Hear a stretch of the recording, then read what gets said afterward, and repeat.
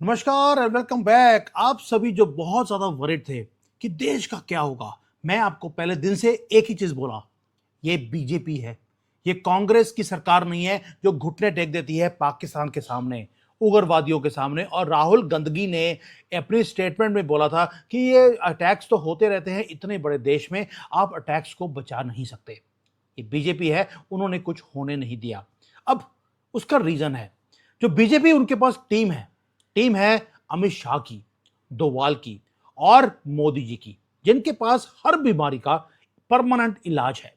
अब अमित शाह क्या बोलते हैं, सब पीछे हट जाओ, I will handle this alone. Rahul को मालूम है अमित शाह कौन से काम में लगे हैं, इसलिए उसने पार्लियामेंट में खड़े होकर मजाक उड़ाया। उन्हें ललकारा अमित शाह को कि अमित शाह डर के भाग गए। उन्हें मालूम है कि अमित शाह को इस काम पे लगे हैं और अमित शाह ने उसका जवाब भी नहीं दिया। एक बार सिचुएशन को पहले कंट्रोल किया जाएगा, ललकार को तो आंसर देंगे वो दबाकर। आपको मालूम है अमित शाह जब बोलते हैं बड़ों बड़ों की पैंटें गीली हो जाती हैं। अब अमित शाह क्या बोल रहे हैं, let me fix the situation first then I will come. फिर तुम्हारी बेटा वही हालत करूंगा जो पिछले 12 सालों में पार्लियामेंट में करता रहा। अब शाह साहब ने एक तो सिंबॉलिक काम किया, अजीत डोभाल को बुला लिया पार्लियामेंट के अंदर। पहले मीटिंग होती है अजीत डोभाल की मिस्टर शाह के साथ और आईबी के चीफ के साथ। उसके बाद अजीत डोभाल पहुंचते हैं पार्लियामेंट में। ये एक डेलिब्रेट सिंबॉलिक मूव है, लाउड एंड क्लियर। ये पूरी दुनिया को दिखाने के लिए है और कॉकरोचेस को समझाने के लिए है कि आगे क्या आने वाला है। आईबी और डोभाल जी अगर अमित शाह को मिलते हैं, इसका मतलब है अब जिसको बोलते हैं चित्र परेड, वो होने वाली है। दूसरा, जंतर मंतर को इमीडिएटली सील कर दिया। आपको तो प्रोटेस्ट करने थे जंतर मंतर में, वहां पे सीलिंग हो गई है। इसका मतलब आंदोलन 2.0 वो स्टार्ट नहीं हो सकता, क्योंकि इन्हें मालूम है कि कॉकरोचों को सिर्फ अब ब्लड चाहिए, ताकि ये दिखाएं, विक्टिम कार्ड बनाकर दिखाएं किसको, सुप्रीम कोर्ट को, कि हमारे ऊपर डंडे लग रहे थे इसलिए हम ये दोबारा से प्रोटेस्ट कर रहे हैं। They want fire in the country. लेकिन इस बार डिफरेंट होगा। अमित शाह ने बोल दिया इनफ इज इनफ, अब बहुत सॉफ्टनेस दिखा दिया, अब इनको दिखाएंगे हम हैं क्या चीज। तो अब होगा क्या, अब होगा वो जिसको बोलते हैं, एक पुलिस में एक वर्ड होता है कंबल कुटाई। कंबल कुटाई का मतलब समझते हैं क्या होता है? उसका मतलब होता है कि कंबल में लपेटा, उसको इतना मारा कि उसके अंदर घाव हो गए, लेकिन उसे पता भी नहीं लगा कि मुझे मार कर कौन गया है। अब होगा क्या, इनकी होगी कंबल कुटाई। सामने वाला बोल पूछेगा भी तुम्हें मारा किसने, सर पता नहीं, मार के चला गया। वैसे ही ऐसे सोनिया गांधी, भाई तुम्हारी कुटाई किसने करी, वो कहती पता नहीं जी, कोई आया था पीछे से ठुकाई करके चला गया, लेकिन राहुल गांधी पैदा हो गया। तो ये वाला काम होगा अब कॉकरोचों के साथ। अब मारा कहां जाएगा, मारा भी ऐसी जगह पे जाएगा जहां पे दिखा नहीं सकते। इसको बोलते हैं कंबल कुटाई। दोस्तों अब ये शुरू होने वाली है और अमित शाह माहिर है इस कामों के। ट्रैप ऑलरेडी कल रात को सेट कर दिया गया, उसे सील कर दिया गया। पहले इन सभी लोगों से मीटिंग होती है, उसके बाद जेपी नड्डा के पास जाकर मीटिंग होती है पूछने के लिए तुमने कौन कौन सी चीज कमिट करी है इन कॉकरोचेस के साथ। जो मीडिया है वो आपको कई चीजें ऐसी है जो नहीं दिखाएगा डेलिबरेटली। जो दिल्ली है वहां पर अब जो गवर्नमेंट बैठी है वो डिफेंसिव खेलना उन्होंने बंद कर दिया। बहुत हो गया ब्लैकमेलिंग, वो ब्लैकमेलिंग आज से खत्म हो गई। अब देखिए स्टोरी, देखिए कहां पे होती है। अमित शाह को बीच में अब क्यों आना पड़ा? हमें बताया गया कि ये तो स्टूडेंट्स अपनी जस्टिस के लिए वो लड़ाई कर रहे हैं। ये कंप्लीटली एक झूठ है। जैसे ही सिब्बल की एंट्री होती है पूरे सीन के अंदर, कपिल सिब्बल आके बोलता है कि मैं सारे जिहादी जिनके ऊपर केसेस हैं इनको मैं खुद फाइट करूंगा। इससे क्लियर हो गया था कि ये पूरे जो मूवमेंट है उसके पीछे है कौन, वो है जिहादी नेटवर्क। इसलिए सिब्बल ने वहां पर आकर इन जिहादियों को सेव करने के लिए वो काम किया, क्योंकि इस देश का सबसे बड़ा दलाल जिहादियों का ये कपिल सिब्बल ही है। अब कपिल सिब्बल क्या बोल रहा है? कपिल सिब्बल ने कुछ नहीं बोला कि मैं ये करूंगा वो करूंगा। वो बोलता है कि जितने भी स्टूडेंट्स ने सुसाइड किया है उनको 1-1 करोड़ रुपए अगर गवर्नमेंट ने नहीं दिया तो दंगे होंगे। दोस्तों कपिल सिब्बल खुद एजुकेशन मिनिस्टर रहा है 2009 में। उसके टाइम पर 8 बार पेपर लीक हुए, उसने एक बार भी अपोलोजाइज नहीं किया और एक फूटी कौड़ी भी उसने उन बच्चों को नहीं दी जिन्होंने उसके टाइम पर सुसाइड किया था। He doesn't care about desperate students. Answer बिल्कुल क्लियर है, उसे सिर्फ एक ही चीज चाहिए कि जो भी देश के खिलाफ काम करेगा, कपिल सिब्बल जैसा दल्ला उनके साथ खड़ा हो जाएगा। जो प्रोटेस्टर्स थे वो कभी भी एग्जाम रिफॉर्म्स के लिए को कभी था ही नहीं। ये प्योर पॉलिटिकल थिएटर है। इसलिए अमित शाह को मालूम है कि सिब्बल अगर बीच में आया है तो मुझे भी आगे आना पड़ेगा, and that is why he came forward. Amit Shah came forward where? In parliament building. वो क्यों? क्योंकि जो कॉकरोचेज हैं उनका जो पूरा का पूरा नैरेटिव है वो ऑलरेडी हाईजैक हो चुका है फ्रॉम डे वन। एक बहुत बड़ा एजेंडा है भारत को तोड़ने का। ये जो अभी को दिखता है कि ये अभिजीत दिपके है, दिपके ये कॉकरोच, इसको लगता है कि भारत की गवर्नमेंट को ये सरेंडर करवा देगा। इसको पीछे से किसी ने स्क्रिप्ट दिया है, ये हमें दिखता है। ये जो कोऑर्डिनेटेड अटैक्स हर रोज आ रहे हैं कि हम ईंट से ईंट बजा देंगे, वो रिजेक्ट करते हैं सुप्रीम कोर्ट के इंटरिम ऑर्डर को। क्या बोल दिया? सुप्रीम कोर्ट के ऑर्डर को हम नहीं मानेंगे, हम सड़कों के ऊपर अब दंगे करेंगे।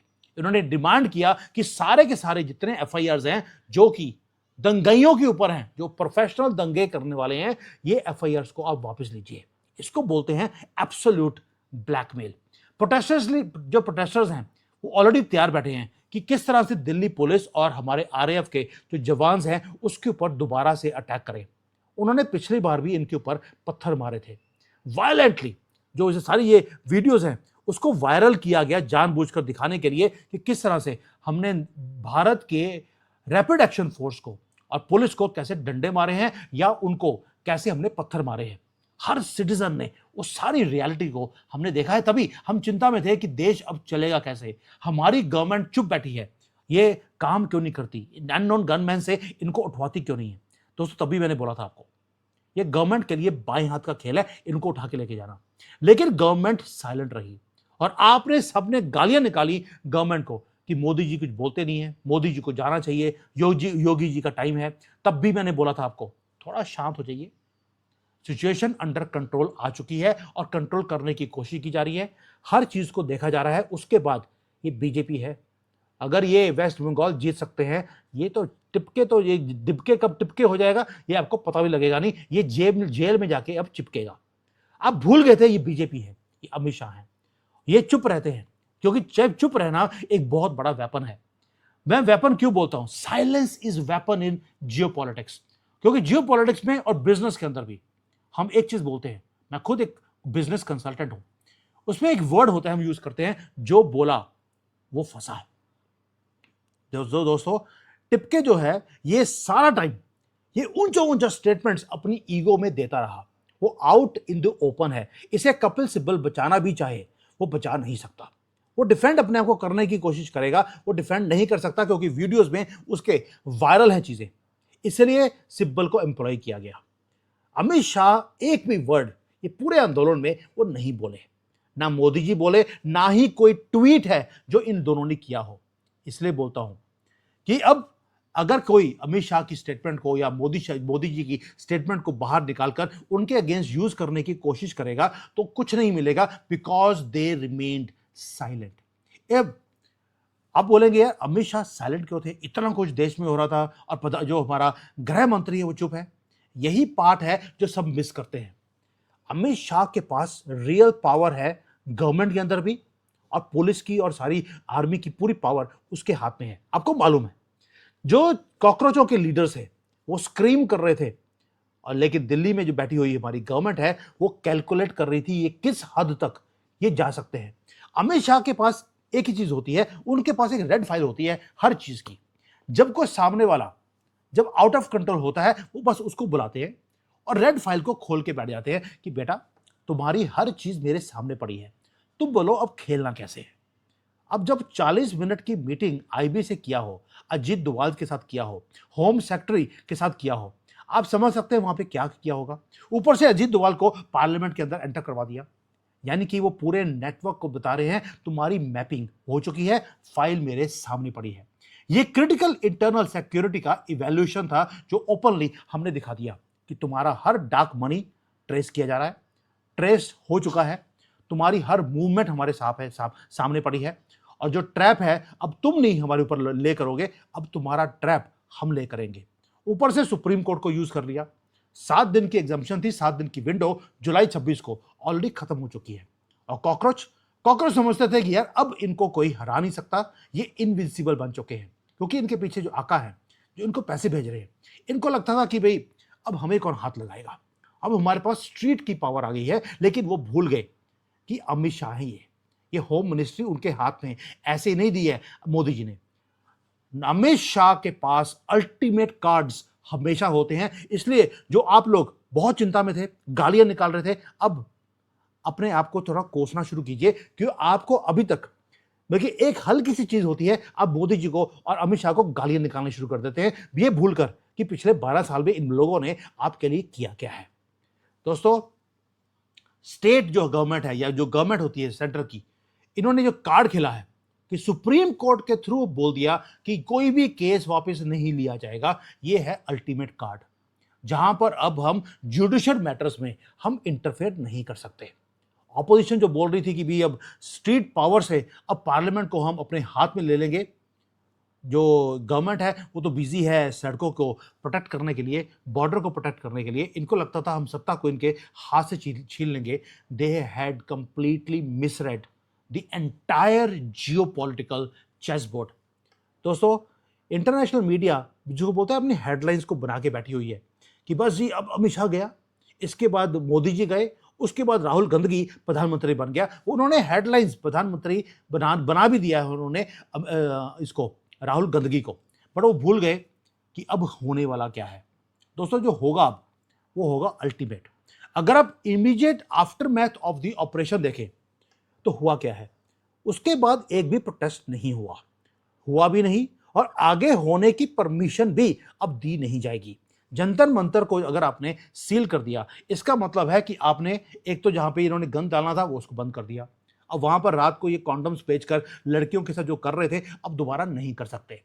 और जो इंटेलिजेंस की एजेंसीज हैं उनके पास पूरा का पूरा डोजियर ऑलरेडी क्रिएटेड है, फोटोज ऑलरेडी उनके हाथ में है, फॉरेन फंडिंग के रूट्स को एग्रेसिवली बंद किया जा रहा है। और जुनेद, जिसकी सैलरी 20,000 रुपए महीने की है, जो 8 लाख रुपए की बिरयानी रोज बांट रहा था 34 दिन के लिए, उसका मनी ट्रेल पकड़ लिया गया है। उसको कॉकरोचों ने भी छोड़ दिया। वो बेचारा आजकल अखिलेश यादव के पास सपोर्ट लेने के लिए पहुंचा हुआ था कि माई बाप मन्नू बचा लो। और अखिलेश यादव बोलते हैं तन्नू तो मैं क्या, मैं तो अपने आप को बचा नहीं सकता, तुम्हें क्या बचाऊंगा। दोस्तों, इनकी सपोर्ट एक एक कर कर वो खत्म होती जा रही है, क्योंकि जो स्ट्रीट पावर है, जो स्ट्रीट की गेम थी इनकी, वो खत्म कर दी अमित शाह ने। जो कॉकरोचों का चैप्टर है उसे सिस्टमैटिकली अब वाइप आउट किया जाएगा। ये आपको अगले कुछ दिनों में दिखेगा। ये थोड़ा सा ये लोग कहते हैं कि स्टेटमेंट देंगे, हम ये कर देंगे वो कर देंगे, ये कुछ नहीं कर सकेंगे। जिन्होंने बोला था कि जिन्होंने गालियां निकाली थी गंदी गंदी, मोदी जी की माता जी के लिए गालियां निकाली, और सौरभ दास बोलता है कि अगर गालियां निकाल दी अमित शाह को या मोदी जी को और उनकी माता जी को तो क्या फर्क पड़ता है, ये कौन सा भगवान है।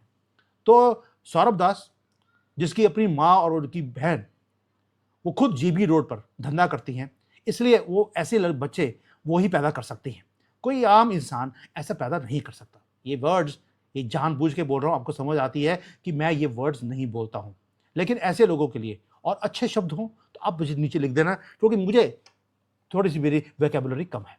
दोस्तों, अगले राइट्स अगर इन्होंने करने की कोशिश भी करी या सोचा भी, ऐसा सर्जिकल स्ट्राइक होगा इनके ऊपर, कंबल कुटाई में इनको दिखाया भी जाएगा नहीं कि कहां कहां पे कुटाई हुई है। जो कंट्री की जो गवर्नमेंट होती है उसके पास एब्सोल्यूट पावर होती है, और ये गवर्नमेंट ऐसी है जिसे अपनी पावर यूज करनी आती है। ममता बानो कहां चलेगी, बार बार याद दिलाता हूं आपको, ममता बानो किधर है। इतना बड़ा प्रोटेस्ट हुआ दिल्ली में, वो आई भी नहीं, और जब प्रोटेस्ट खत्म हो गया तो क्या बोलती है, वो बोलना शुरू कर दिया कि मैं दिल्ली आ रही थी, गवर्नमेंट डर गई मेरे से, इसलिए उन्होंने प्रोटेस्ट को बंद कर दिया और सरेंडर कर दिया। दोस्तों, हर चीज को जिस तरह से खूबसूरती से हर सिंगल वनरेबल प्रेशर पॉइंट को आइडेंटिफाई कर लिया गया है, स्क्वीजिंग शुरू हो गई है, सामने वाले की अब चीखें निकलेगी, क्योंकि इनका जो पूरा नेटवर्क है उसे तोड़ा जाएगा कंबल कुटाई के अंदर। यह है डीप स्टेट के against deep state of Bharat जो अब काम करेगा। इसलिए जो ये आपको ये लाउड वॉइसेस दिखती हैं मीडिया के अंदर कि स्ट्रीट प्रोटेस्ट हो गए, गवर्नमेंट गिर जाएगी, कुछ नहीं होगा। अब बैंकिंग चैनल्स के अंदर जो पैसे आए थे वो ब्लॉक होंगे।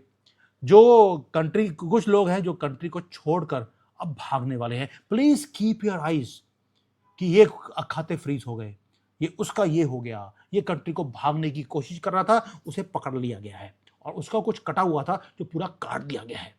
अब आप देखेंगे कि एनजीओज हैं, उनके लाइसेंसेस आपको कैंसिल होते हुए दिखाई देंगे। और जिस दिन आपको ये पता लग जाए ये हो रहा है, इसका मतलब है कोई भाग रहा है, किसी के लाइसेंस कैंसिल हो रहे हैं, इसका मतलब है न्यू दिल्ली की गवर्नमेंट में एक आदमी है जिसका नाम है अमित शाह। उसने अपने ग्लव्स उतार दिए और क्लीनअप को शुरू कर दिया है। और जब कॉकरोचों का क्लीनअप करना होता है उसके लिए आपको हिट यूज करनी पड़ती है। लेकिन अमित शाह हैं, ये हिट कम और हिट ज्यादा करते हैं।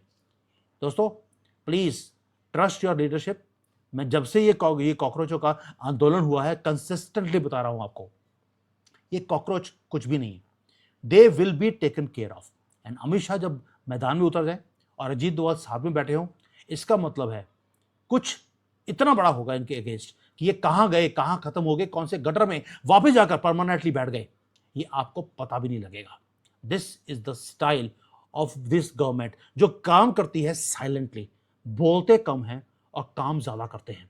बाकी लोग हैं जो बोलते ज्यादा हैं, काम जीरो करते हैं। आप उस पर कंजरवाल देख लीजिए, और राहुल राहुल तो जिंदगी में कभी काम नहीं किया। कंजरवाल को देख लीजिए, हर रोज क्या बोलता है, हमारा काम बोलता है। काम क्या बोलता है? काम ये बोलता है कि रात को कामदेव इनके साथ बैठे होते हैं और आपने इनकी पूरी टीम के साथ ये क्या कुछ करता रहा आपके सामने है। तो please trust your leadership, don't listen to the noise which is in front of you. There is something beautiful which is coming. Thank you. Jai Hind. Vande Mataram.